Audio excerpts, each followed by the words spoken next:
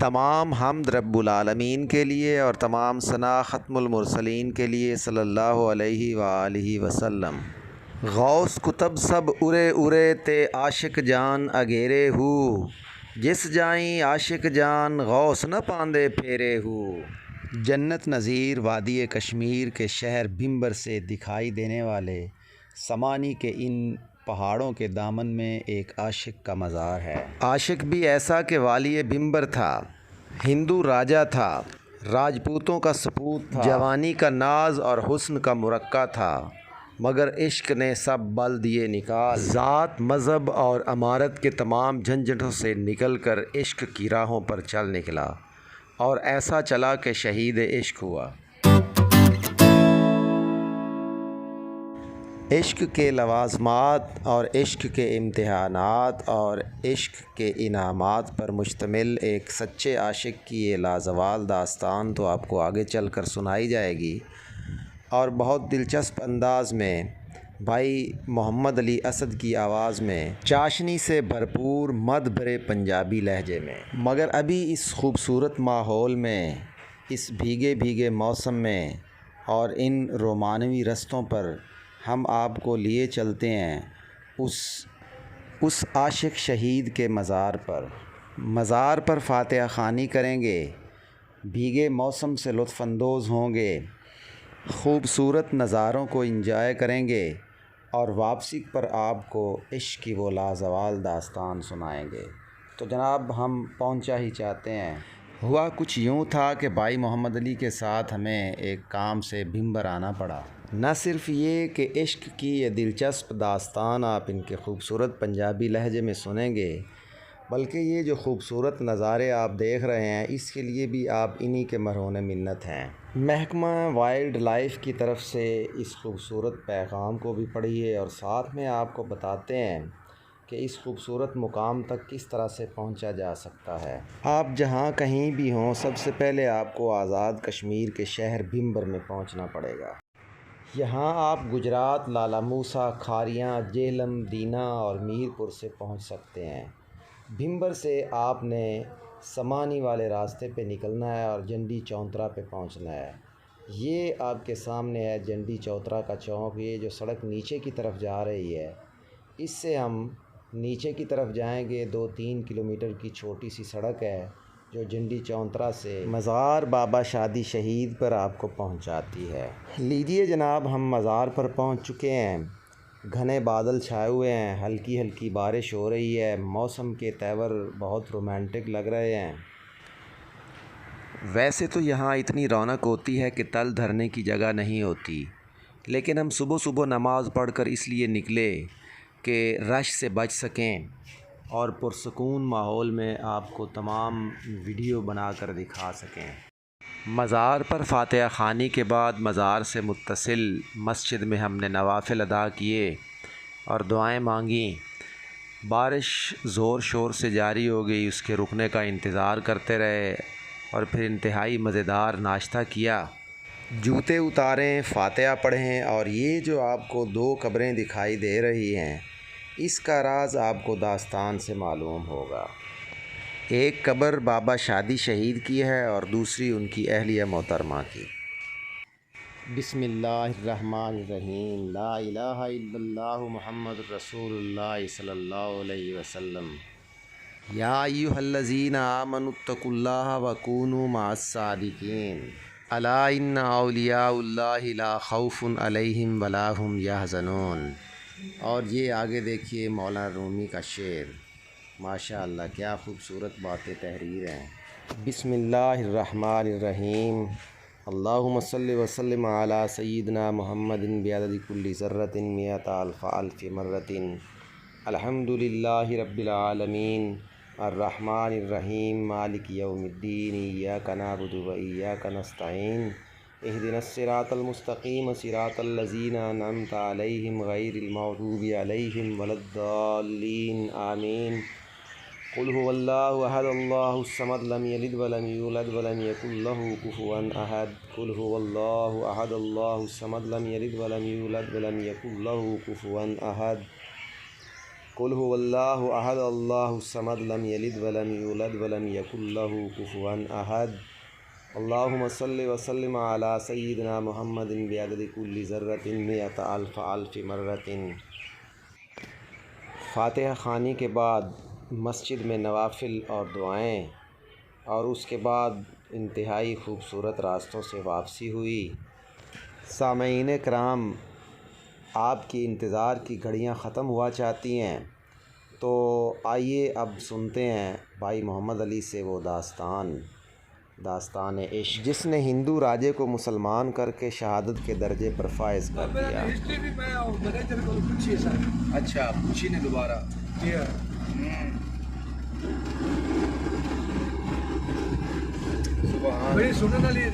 اللہ اکبر اللہ اکبر۔ ہاں دسو، ہم سن رہے ہیں۔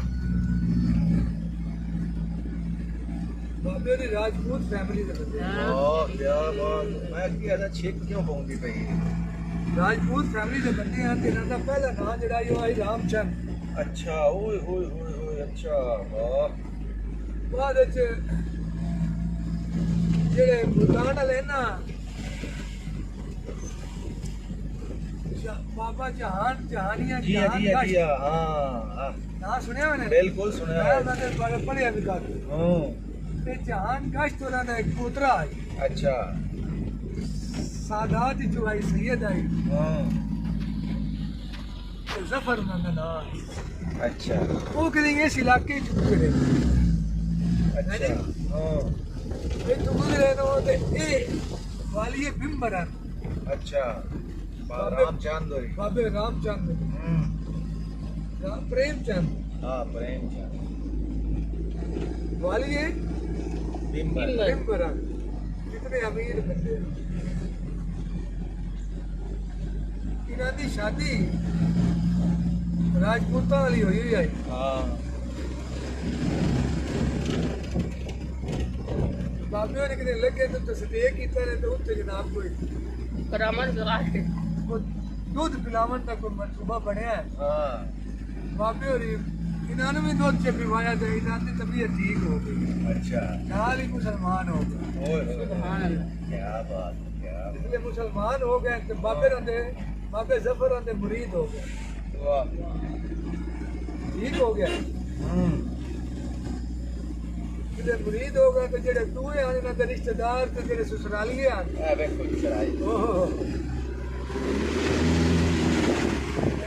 بھائی ایسا نہیں کرنا، پیر سلپ ہوتے ہیں۔ سنڈا ماری جاتی ہے۔ جڑے سسرالی آنے جی ہاں، تے دوئے خاندان کے بندے جڑے انہوں نے آکھیا کہ یہ تو کی کیتا ہے؟ ہاں تیرا ساڈا حکا پانی باندھ دو۔ بند۔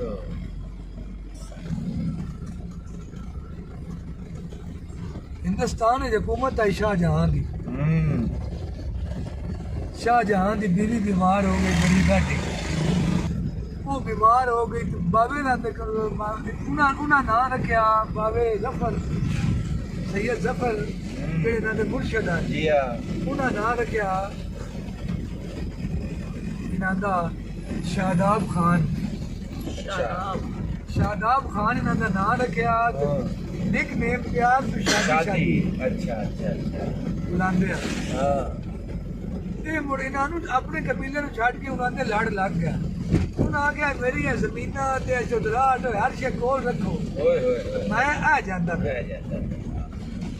تو تم یہ نکلو بھائی، شاہ جہاں نوں پتہ لگا بھئی ساڈے نال بندے ڈاٹے نہیں تے نا میرے نہ ہی لگن دے۔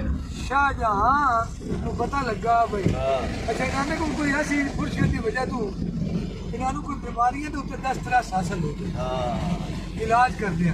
جی ہاں، وہ شاہ جہاں دی بیوی بڑی حکیم ہو بیمار سکتا ہو باہر گئی یقین ہونے نو۔ تے حکمت آ جاتی ہے۔ اس پتہ لگا بھی یہ فلانا بندہ اس مرض دا کو علاج دم کرتا ہے۔ جی ہاں، وہ جناب بندے گلے انہاں بابے شاداب رانو اوتھے کھڑیا، یہ مڑ بابے بابے مشہور ہو گئے ہوان ینگ ہی صحیح، بزرگی دی وجہ تو۔ ہاں یہ مڑ انڈیا گیا جی، انہیں تو سارا کٹھا ہی آئی، جی ہاں، جی ہاں، ਉਹਦੇ ਗਿਆ ਤੇ ਉਹਦੇ ਸ਼ਾਹਜਹਾਂ ਦੀ ਬੀਵੀ ਨਾਲ ਉਹ ਜਿਹੜਾ ਇਲਾਜ ਕੀਤਾ ਨੇ ਉਹ ਰਵਾਨੀ ਇਲਾਜ ਕੀਤਾ ਨੇ ਤੇ ਉਹ ਵੱਲ ਹੋ ਗਈ ਹਾਂ ਸ਼ਾਹਜਹਾਂ ਕੀ ਕੰਮ ਕੀਤਾ ਸ਼ਾਹਜਹਾਂ ਨੂੰ ਉਹ ਛੋਟੀ ਸਾਰੀ ਯਾਦ ਯਾਰ इतने पसंद वाह जी वाह।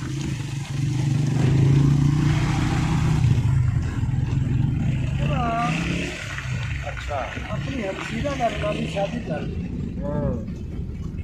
मुगलों दी मुगल एक बीवी इत्थे आई हाँ और राजपूतां दी जेड़ी आई जी हाँ ਉਹਦੇ ਚ ਬਾਲ ਕੋਈ ਨਾ ਜੀ हाँ ਉਹਨੂੰ ਬਾਬੇ ਦਾ ਨਾਲ ਪਿਆਰ ਬੜਾ ਹੈ हाँ ਹੁਣ ਕਿਉਂਕਿ ਉਹ ਹਿੰਦੂ ਹਨ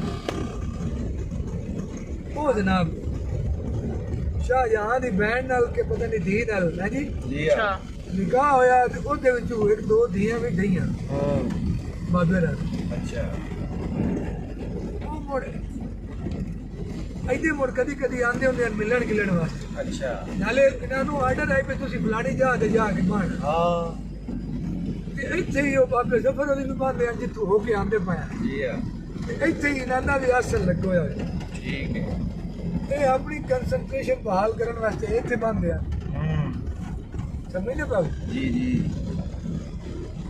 ਜਿਸ ਲਈ ਆਪਣੇ ਮੋੜ ਆਪਣੇ ਇਲਾਕੇ ਚ हाँ ਤੇ ਉਹ ਜਿਹੜੇ ਸਾਲੇ ਆ हाँ ਉਹਨਾਂ ਨੇ ਇਤਨੀ ਇੱਕ ਨੂੰ ਦੇ ਨਾਂ ਦੀ ਅੱਗ ਆਈ ਉਹ ਵੱਗੇ ਤੇ ਉਹਨਾਂ ਘੋੜੇ ਦੇ ਉੱਤੇ ਬੈਠੇ ਹੀ ਆ ਤੇ ਤਲਵਾਰ ਨਾਲ ਸਿਰ ਲਾ ਛੱਡਿਆ ओए होए होए ਬਾਬੇ ਨਾਲ ਦਾ ਸਿਰ ਲੈ ਗਿਆ ਬਾਬੇ ਨਾਲ ਦੇ ਨਾਲ ਨਾ ਇੱਕ ਕੁੱਤਾ ਵੀ ਹੁੰਦਾ ਹੈ ਅਕਸਰ अच्छा ਉਹ ਉਹਨਾਂ ਦੀ ਮਜਬੂਰੀ ਹੁੰਦੀ ਨਾ ਸਫਨਾ ਮਿਲੇਗੀ ਉਹ ਕੁੱਤਾ ਜਿਹੜਾ ਨਾ ਉਸ ਨਾਲ ਬਾਬੇ ਨਾਲ ਦਾ ਉਹ ਜਿਹੜਾ ਸਿਰ ਲੈ ਗਿਆ ਨਾ ਤੇ ਬਾਬੇ ਉਹਦੇ ਘੋੜੇ ਦੇ ਉੱਤੇ ਉਂਝੇ ਬੈਠੇ ਹੋਣ ਤੇ ਘੋੜਾ ਭਜੋ ਭੱਜ अच्छा ਘੋੜਾ ਬੈਠਾ ਬੈਠਾ ਅੱਜ ਇੱਥੇ ਕਬਰ ਹੈ ਨਾ ਇੱਥੇ ਆ ਗਿਆ नीचे आ गया ਆ ਪਹਾੜੀ ਚੜ ਕੇ हाँ हाँ अच्छा ਕੁੱਤਾ ਜਿਹੜਾ ਹੈ ਉਹ ਸਿਰ ਲੁਕਾ ਛੱਡਿਆ ਜਿਲੇ ਇੱਥੇ ਆਏ ਇਹ ਹੁਣ ਮਤਲਬ ਸ਼ਾਰਟ ਦੀ ਗੱਲ ਹੈ। जी हाँ ਉਹ ਕੁੱਤੇ ਉਹਨਾਂ ਦੇ ਉਹ ਜਿਹੜੇ ਬਕਾਇਆ ਰਿਸ਼ਤੇਦਾਰ ਹਨ हाँ ਉਹ ਉਹਨਾਂ ਨੂੰ ਉਹਦਾ ਸਲਵਾਰ ਦਾ ਪਹੁੰਚਾ ਸ਼ੌਂਚਾ ਪਕੜਿਆ जी हाँ ਚਿੱਟਿਆ ठीक है ਉਹ ਲੈ ਗਿਆ ਤੇ ਉਹ ਜਨਾਬ ਜਾ ਕੇ ਉਹ ਜਿੱਥੇ ਸਿਰ ਲੁਕਾਇਆ ਹੋਇਆ ਹੈ ਬਾਬੇ ਨਾਲ ਉਹ ਤੋਂ ਸਿਰ ਬਰਾਮਦ ਕਰਾਇਆ ਉਹ ਸਿਰ ਲਿਆ ਕੇ ਤੇ ਇਕੱਠੇ ਮੁੜ ਦਫਨ ਕੀਤਾ ਨੇ ਇੱਥੇ अच्छा ਜਿਸ ਤੋਂ ਬਾਬਾ ਸ਼ਾਦੀ ਸ਼ਹੀਦ ਦੇ ਨਾਮ ਮਸ਼ਹੂਰ ਹੈ हाँ हाँ ਇਹਦਾ ਨਾਮ ਐਲੀਆ ਲਿਖਾ ਹੁਣ ਅਗਲੀ ਸੁਣ ਨਾ ਪੰਜਾਬੀ ਨਾ ਬਈ ਗੱਲ ਉਹ ਜਿਹੜੀ ਉਹ ਬੀਵੀ ਆਈ ਪਹਿਲੀ ਇਹਨਾਂ ਨਹੀਂ हाँ ਇਹਨਾਂ ਦੀ ਉਹ ਆਵੇ ਤੇ ਆ ਕੇ ਕਬਰ ਤੇ ਬਵੇ अच्छा ਉਹਨੇ ਪਿਛਲੇ ਜਿਹੜੇ ਨੂੰ ਨਾ ਪਤਾ ਕੀਤਾ ਜੀ ਕਿਤੇ ਜਾਂਦੀ ਹੈ ਉਹਨਾਂ ਵੇਖਿਆ ਤੇ ਜਾ ਕੇ ਤੇ ਬਾਬੇ ਸ਼ਾਦੀ ਸ਼ਹੀਦ ਦੀ ਕਬਰ ਤੇ ਬੰਦ ਉਹਨਾਂ ਆ ਗਿਆ ਤੇ ਤੂੰ ਇਹਦੇ ਕੀ ਲੈਣ ਜਾਂਦੀ ਹੈ ਅਸੀਂ ਤੇਰਾ ਜਾਣਾ ਬੰਦ ਕਰ ਦੇਣਾ ਆਏ ਖਬਰਦਾਰ ਤੂੰ ਉੱਥੋਂ ਨਿਕਲੀ ਤਾਂ ਉਸ ਆਖਿਆ ਮੇਰੀ ਮੁਲਾਕਾਤ ਹੁੰਦੀ ਹੈ ਆਪਣੇ ਮੀਆਂ ਨਾਲ ਮੈਂ ਨਹੀਂ ਰੁਕ ਸਕਦੀ वाह ਉਹ ਚੋਰੀ ਛੁਪੀ ਆ ਕੇ ਨਾ ਤੇ ਆਵੇ ਉਹਦੀ ਮਾਂ ਆਖਿਆ ਮੈਂ ਵੇਖਾਂ ਤਾਂ ਸਹੀ ਹੈ ਕਿਹੜੀ ਮੁਲਾਕਾਤ ਹੋਈ हाँ ਉਹਨੇ ਤਾਂ ਆਪਣੇ ਹੱਥ ਨਾਲ ਇਹਨਾਂ ਸਾਰਿਆਂ जी ਨੂੰ हाँ शहीद कर शहीद चले कर चले। कर चले ਉਹ ਮੁੰਡਸ ਦਿਨ ਕੇ ਉਹਦੀ ਮਾਂ ਮਗਰੂ ਆਈ ਲੁਕਦੀ ਲੁਕਾਂਦੀ ਤੇ ਉਹ ਹੁਣ ਵੇਖਣ ਲੱਗ ਪਈ ਉਹ ਰਾਜ਼ ਹੋ ਗਿਆ ਫਾਸ਼ हाँ ਬਾਬੇ ਹੋਈ ਨਾ ਬੈਠੇ ਹੋ ਤੂੰ ਵੀ ਦੇਖ ਮੈਂ ਮਾਰਨ ਉਹ ਜਿਹਨੇ ਵੇਖਿਆ ਇਹਦੇ ਨਾਲ